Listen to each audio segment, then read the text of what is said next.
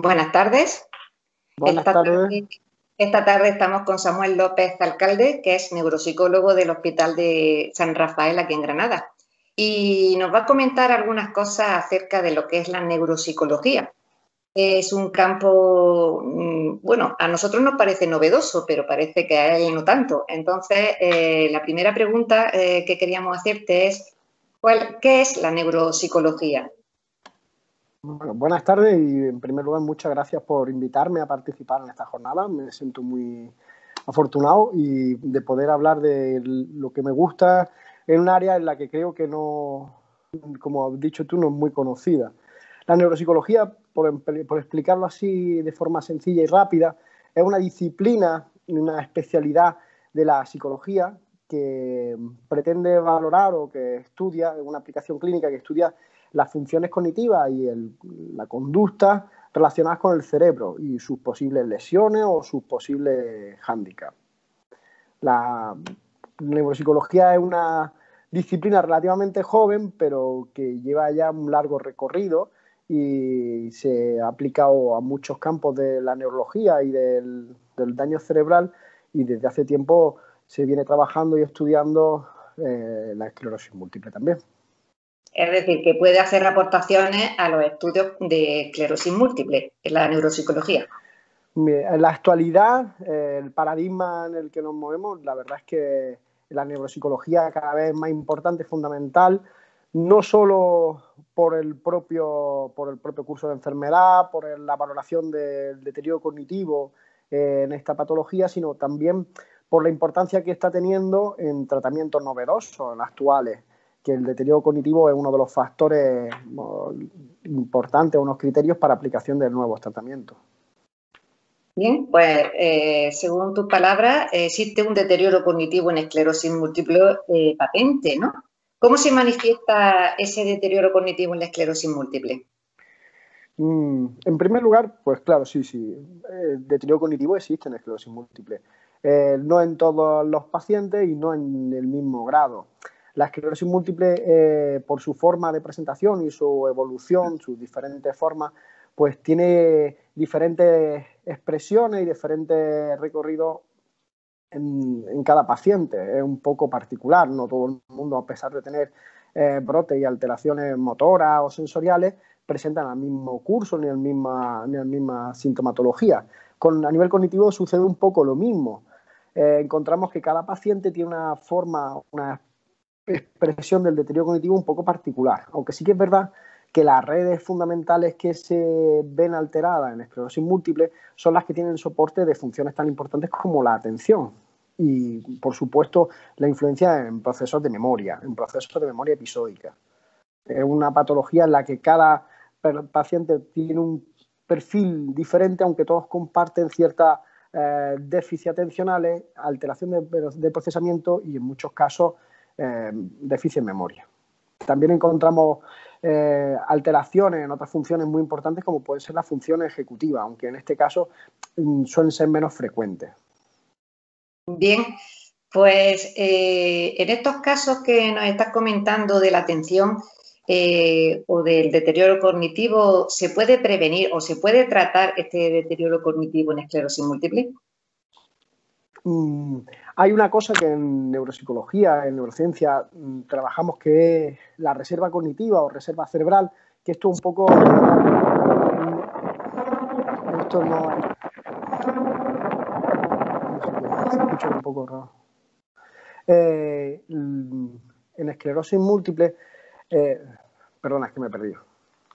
No, estamos hablando sobre si se puede prevenir, ¿vale? Sobre la prevención.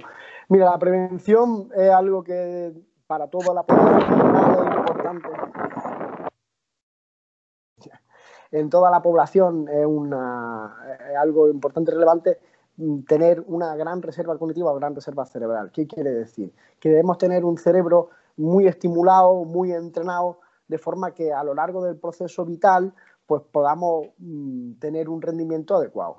Es mucho más importante en los casos en los que hay una patología neurológica y una patología neurológica más crónica y progresiva. En estos casos, prevenir totalmente eliminar es muy difícil, pero sí que es verdad que el tener un entrenamiento cognitivo, una estimulación cognitiva adecuada nos permite compensar de forma muy eficiente el deterioro cognitivo y que en el día a día y la calidad de vida de los pacientes pues se vea menos afectada por este. Uh-huh. Bien, quería preguntarte también qué relación puede tener el rendimiento cognitivo y el estado de ánimo con la esclerosis múltiple. Mira, esto es muy importante porque hasta este momento pensábamos que el deterioro cognitivo se debía o se asociaba pues como un proceso secundario a los trastornos de estado de ánimo que se pueden dar y que encontramos en los pacientes que tienen un diagnóstico de una enfermedad grave y crónica. Estaba claramente asociado y se tenía en mente que una persona con depresión se sabe que tiene una alteración cognitiva también. En estos casos son independientes. La alteración cognitiva se produce, encontramos cuando hay lesiones en el cerebro, además de tener un trastorno depresivo reactivo a esta enfermedad.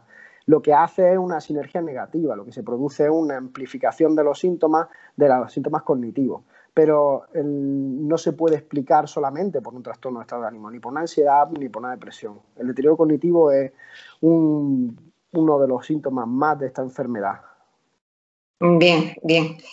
Pues sabemos ahora mismo, bueno, claro que sí, ¿con qué recursos de neuropsicología disponemos en nuestra provincia en la actualidad?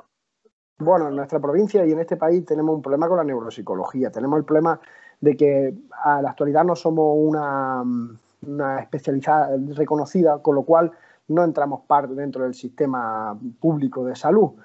El papel del neuropsicólogo en muchos casos lo cumplen psicólogos clínicos que tienen una formación más orientada y destinada a los trastornos de estado de ánimo, a los trastornos mentales, pero no al déficit cognitivo, al deterioro cognitivo en sí. También lo suplen personal de enfermería, que lo que se dedican a hacer pruebas de screening y demás. Pero como tal, neuropsicología, para hacer una evaluación que nos permita tener una línea base del rendimiento cognitivo de los pacientes, que pues, nos permita hacer un seguimiento del curso evolutivo de la enfermedad y hacer una intervención adecuada, no disponemos. Y, por supuesto, mucho menos disponemos de herramientas en las que se pueda hacer prevención con esta estimulación cognitiva, ni una rehabilitación cognitiva en los pacientes que ya tienen un deterioro cognitivo y déficit cognitivo. En la actualidad, la oferta de la neuropsicología pues, está en el mundo, en el ámbito privado, prácticamente, y en algunas asociaciones con las que se trabaja y demás, aunque no sean específicamente de esclerosis múltiple.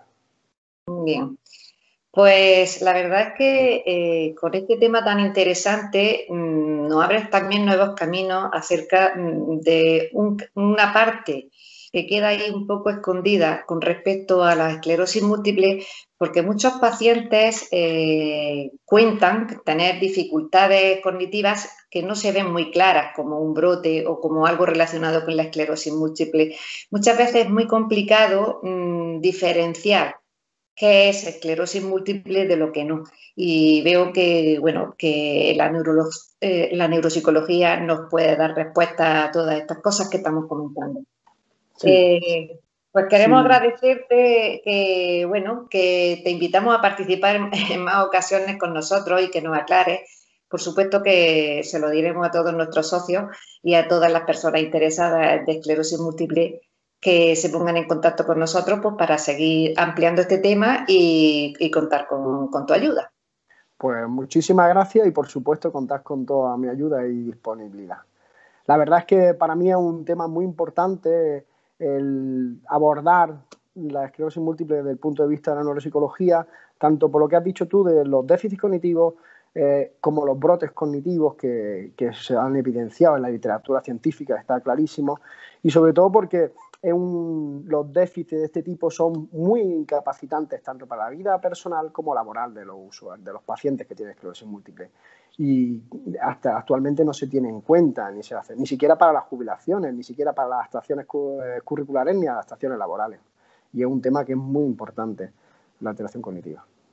Pues sí, nosotros que estamos al cabo del tema Lo sabemos. Pues muchísimas gracias por tu aportación.